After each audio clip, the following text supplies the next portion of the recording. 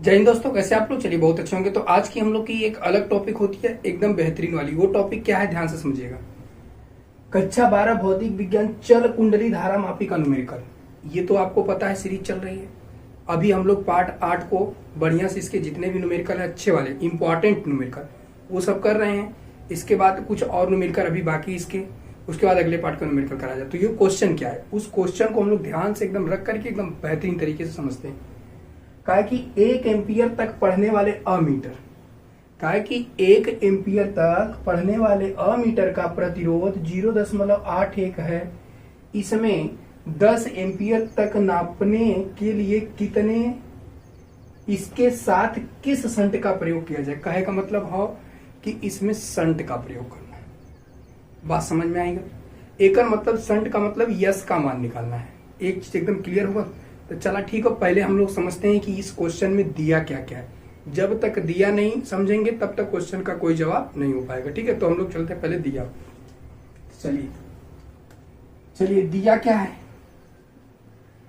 दिया है, देखिए 1 एम्पियर तक पढ़ने वाले अमीटर का प्रतिरोध, एकर मतलब आई जी कितना दिया है, 1 एम्पियर। कितना दिया है, 1 एम्पियर।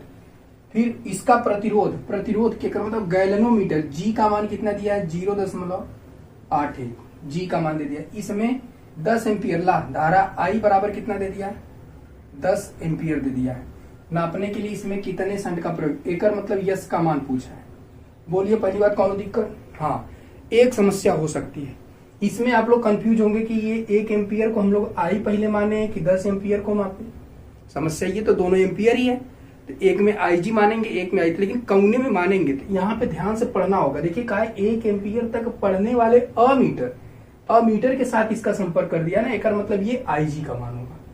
ठीक है, का प्रतिरोध ये तो आपको पता है, सीधे सीधे ये जी का मान है। इसके 10 एम्पियर ये आई का मान हो गया। इसके लिए किस प्रकार का संट प्रयोग किया जाएगा, इसमें कितने एम्पियर का, कितने प्रतिरोध का क्या संट प्रयोग किया जाएगा, यही चीज आपसे पूछा है। ठीक है, तो टाइम न ले, चला आप इतना चीज दे दे। अब इसके संपर्क, इसके रिलेशन का फार्मूला क्या होता है, एक समझ बहुत जरूरी है। एक लिए एक फार्मूला होता है आई जी बटे आई बराबर एस प्लस जी। यह फार्मूला होता है। ई फार्मूला को समझ लिए तो आप आसानी से लगा लेंगे। आई जी का मान 1 बटे ये कितना है, 10 एम्पियर बराबर यस निकालना है बटे एस प्लस जी का मान कितना है, 0.81 दिया है। ठीक है, बराबर में क्रॉस मल्टीप्लाई होती है, तो ये इसके साथ गुणा करेगा तो ये हो जाएगा यस प्लस 0.81 बराबर, ये इसके साथ गुणा करेगा तो 10 एस हो जाएगा। ठीक है, ये यस को इधर भेज देते हैं। तो एकर मतलब 0.81 बराबर 10 यस माइनस यस। ठीक, यस है, देखिए ये 10 यस 105 मत समझिए, 10 यस माइनस यस। ठीक, यस है तो 0.81 बराबर ये हो जाएगा 9 एस। यस का मान निकालना है, यस बराबर कितना हो जाएगा, 0.81 बटे 9। अब एक लेके चलते हैं यहाँ पर। एकर मतलब ये है कि 0.81 बटे 9 बराबर ये किसका मान हो गया, एस का मान हो गया। अब देखिए दशमलव हटाने के लिए इसको हम लोग 81 बटे कितना लिख सकते हैं, 900 लिख सकते हैं कि नहीं, बराबर एस। एकर मतलब अब 81 में आपसे किसका भाग करना, 900 का, तो भाग करके चेक कर लेते हैं। तो 81 में भाग कर लेते हैं 900 का, तो पहले दशमलव बार ले जाएंगे तो 0, अब वही बार नहीं जाएगा भाग, अब ले चलेंगे फिर एक 0 पड़ेगा, फिर 900 का 9 बार लेके जाएंगे तो 9 9 81 हो जाएगा।